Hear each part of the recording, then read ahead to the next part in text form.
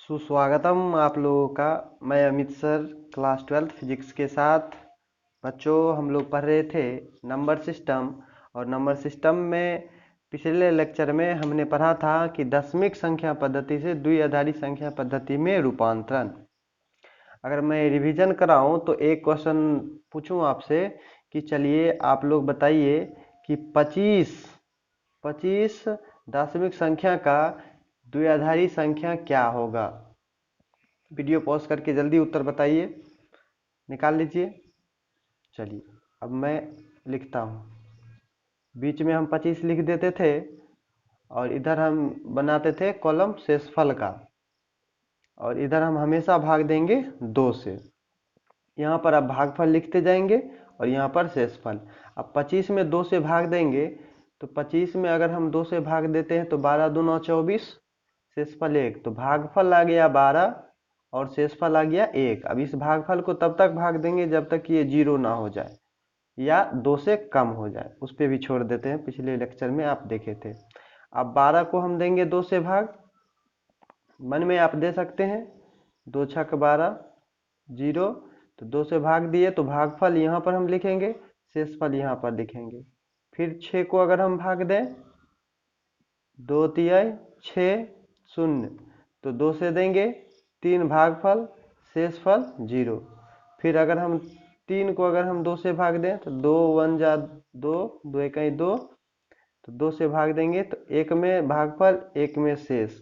अब देखिए यहाँ पर आप दे सकते हैं 2 से भाग, इसको 0 करने के लिए मैं बता देता हूँ, लेकिन करूँगा नहीं ऐसा। 1 को अगर हम 2 से भाग लगेगा नहीं तो 0, यहाँ भी 0, तो शेषफल 1।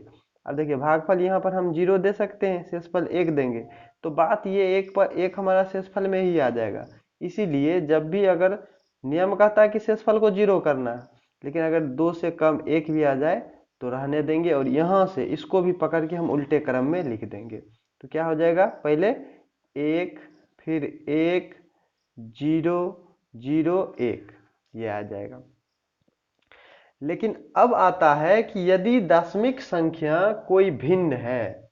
अब कहता है कि यदि दशमिक संख्या अगर हमारा कोई भिन्न हो जाता है, फ्रैक्शन हो जाता है, जैसे मान लीजिए आपसे पूछा कि 0.875, इसका बताइए कि बाइनरी क्या होगा, इसका बाइनरी क्या होगा। तब ऐसे में हम क्या करते हैं, 2 कॉलम बनाएंगे। 2 कॉलम, एक बगल इसका गुणनफल हम लिखेंगे और इधर जो है द्विआधारी हम लिखेंगे, द्विआधारी अंक हम इधर लिखेंगे। अब इसमें क्या है कि इसको, ये जो है इसको हम 2 से गुना करते जाएंगे। 0.875 को हम 2 से गुना करते जाएंगे, तो गुना करेंगे तो कितना हो जाएगा, 15 10 14 15 16, 1.750 हो जाएगा। इसमें से जो पूर्णांक है, जो पूर्ण गुना करने के बाद जो पूर्णांक बचेगा उसको हम अलग से लिख देते हैं। 1 बचा है तो इसको हम 1 लिख देते हैं, तो यहाँ बच गया 0.750, उसको हम नीचे लिख देंगे, और इसको फिर से हम किससे गुना करेंगे, 2 से गुना करेंगे। अब 2 से गुना करेंगे 75 दूना 150, तो 1.500 आ जाएगा। पूर्णांक क्या हो जाएगा, 1, तो फिर से हम 1 को यहाँ गुना कर देंगे, बच गया 0.500, तो इसको हम 2 से गुना करेंगे तो बच हो जाएगा 1.000,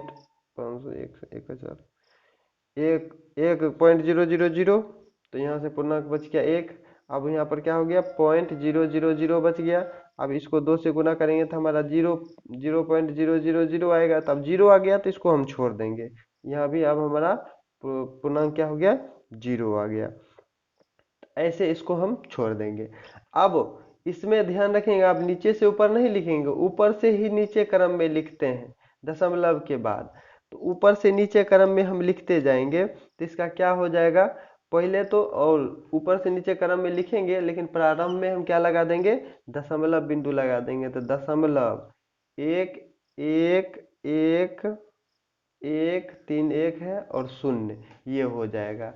अब इसको सुंदर दिखने के लिए दशमलव से पहले 0 लगा सकते हैं, तो आप क्या हो गया इसका 0.1110, ये आप इसका द्विआधारी हो गया। बात समझ गए आप लोग। अब आपके मन में प्रश्न आएगा कि सर अगर दोनों दे दिया, जैसे मान लीजिए अगर दे दिया 10 पॉइंट यही ले लेते हैं, 10.875 ऐसा अगर दे दिया तब क्या करेंगे? तो इस केस में आप क्या करोगे, 10 का आप अलग से निकाल लो बाइनरी, और इसका जो है अलग से निकाल लो।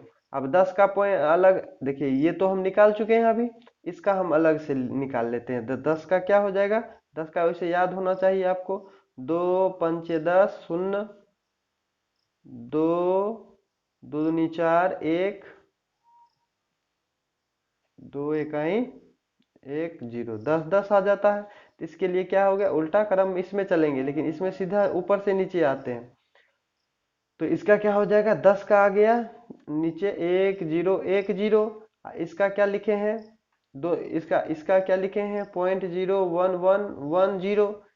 तो इसका अगर टोटल का पूछेगा तो हम दोनों को संयुक्त कर देंगे, दोनों को जोड़ देंगे, तो क्या हो जाएगा, हो जाएगा 10 1010.1110, ये आ जाएगा किसका, इसका आ जाएगा। उम्मीद करते हैं सीख लिए होंगे। अभी तक एग्जाम में केवल मतलब इस ढंग का ही पूछता है कि चलो 25 का बता दो, 45 का बता दो, 101 का बता दो। दशमलव अभी तक नहीं पूछा है, लेकिन पूछ सकता है, आप एक बार इसको देख लो, ठीक है। बाकी इस सब का बताओ, कमेंट करो कि ये सब का क्या होगा बाइनरी नंबर सिस्टम। बच्चों अब आता है कि अब द्विआधारी को उसके दशमिक संख्या में बदलो, दशमिक संख्या में हम रूपांतरण।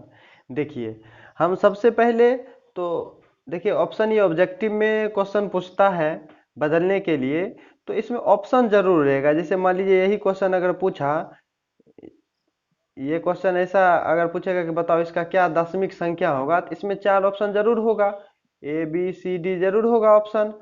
तो उसमें मान लीजिए हो सकता है कि ऐसा हो, ये हो 50, 45, 21, 25 ऐसे रहेगा, ऐसे हो सकता है। तो आप क्या करो, आप अच्छे से ये सब जानते हो, इसको निकालना इसमें कन्वर्ट करना जानते हो, तो इसी सब को ऑप्शन से ही निकाल लो कि इसका क्या दशमिक संख्या होगा।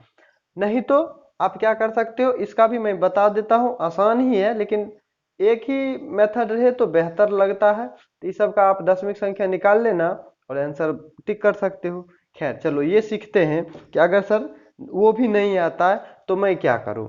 तो आपको क्या करना है, जितना भी ये बीट लिखा है 1 और 0 को द्विआधारी में बीट कहते हैं, उस सब बीट को आप आराम से लिख दो, 1 0 1 0 1 ऐसा लिख दिए।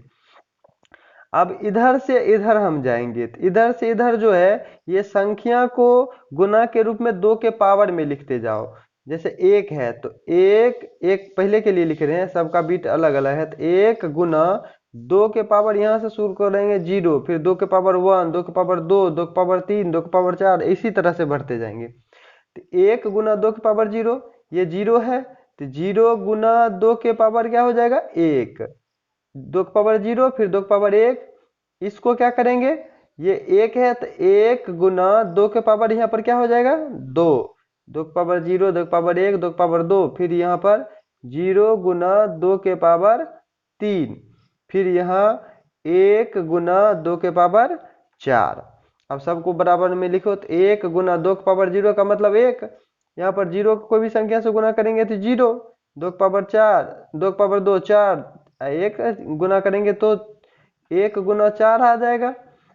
यहाँ पर 0 से कोई संख्या करेंगे तो 0 ही हो जाएगा, 2 के पावर 4 का मतलब हो गया 16। अब इन सभी संख्याओं को आप क्या कर लो, जोड़ दो, क्या हो जाएगा 1 0 4 इकाई 4 0 16, सबको जोड़ेंगे 16 4 20 1 21, ये हमारा आंसर आ जाएगा। अब इसमें आसानी से आप कर सकते हो, ऑप्शन से चल सकते हो या ऐसे कर सकते हो, 2 के पावर 0, 2 के पावर 1, 2 के पावर 2, 2 के पावर 3, 2 के पावर 4, सबका सॉल्यूशन करके सबको जोड़ दो, बात खत्म। अब इसमें फिर आपका सवाल आएगा कि सर अगर मान लीजिए कि द्विआधारी अगर भिन्नात्मक हो तब, जैसे अगर मान लीजिए कि कोई भिन्न हो तो 0.101 ऐसा रहे, मान लेते हैं कुछ, तो इसमें भी क्या करना है, सभी बीट को लिख लेते हैं। अब 0 का तो कोई मतलब है ना, तो 0.101। अब देखिए सिंपल था तो 2 की पावर 0 से शुरू हुआ था, 2 की पावर 0, 2 की पावर 1, 2 की पावर 2, 2 की पावर 3, 2 की पावर 4।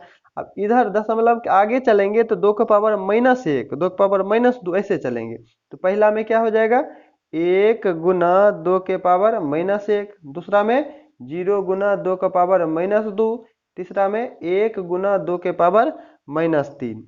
अब इसका हल कर लें तो 1 गुना 2 के पावर -1 को आप 1/2 लिख सकते हैं। अब जीरो से कोई मतलब नहीं है, जीरो से गुना होगा तो जीरो ही हो जाएगा।